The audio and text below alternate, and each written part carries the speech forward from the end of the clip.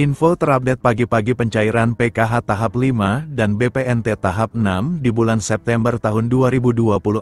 Nah, berikut informasinya. Assalamualaikum warahmatullahi wabarakatuh. Apa kabar semuanya? Semoga selalu sehat, dilancarkan rezekinya, dimudahkan segala urusannya, ya amin.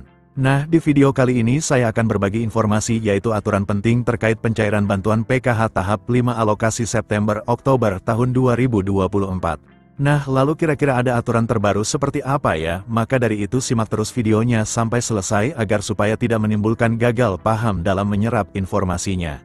Namun sebelum itu jangan lupa dukungannya untuk channel ini, TV-ku ini, dengan cara subscribe dan like jika dirasa bermanfaat dan agar tidak ketinggalan informasi terbaru selanjutnya. Bagi yang subscribe semoga selalu sehat, dilancarkan rezekinya, dimudahkan segala urusannya dan menjadi orang sukses di masa depan, amin. Nah, oke, langsung saja berikut ini terkait peraturan terbaru pencairan bantuan PKH tahap 5 tahun 2024. Nah, perlu diketahui bahwasanya pencairan bantuan PKH di tahun 2024 itu masih sama ya, pencairannya melalui kartu KKS dan nominalnya pun bisa berbeda-beda ya, tergantung komponen yang dimiliki.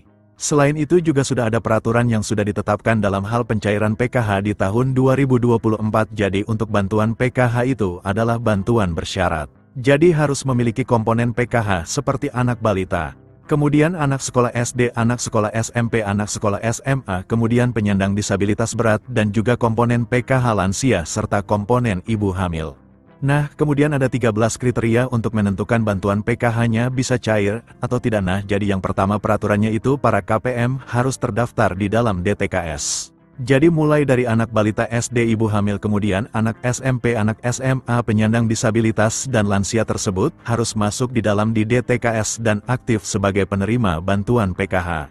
Kemudian yang kedua, di dalam keluarga maksimal hanya 4 komponen saja yang bisa masuk ke dalam bantuan PKH. Kemudian yang ketiga, prioritas bantuan PKH yang memiliki komponen datanya itu harus aktif ya dan padat antara di DTKS dengan Dukcapil.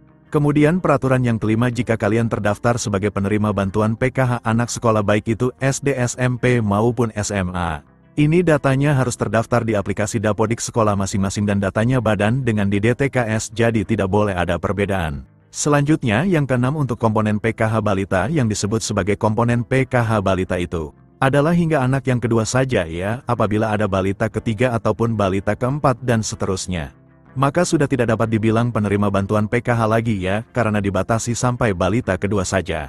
Selanjutnya peraturan ke-8 untuk komponen disabilitas, jadi maksimalnya itu ada 4 orang ya yang bisa menerima bantuan PKH. Kemudian selanjutnya untuk komponen lansia, peraturannya adalah yang dibilang komponen PKH lansia sama seperti penyandang disabilitas, yaitu maksimal 4 orang saja. Kemudian peraturan selanjutnya untuk komponen lansia tersebut itu usianya harus mencapai minimal umur 60 tahun ke atas.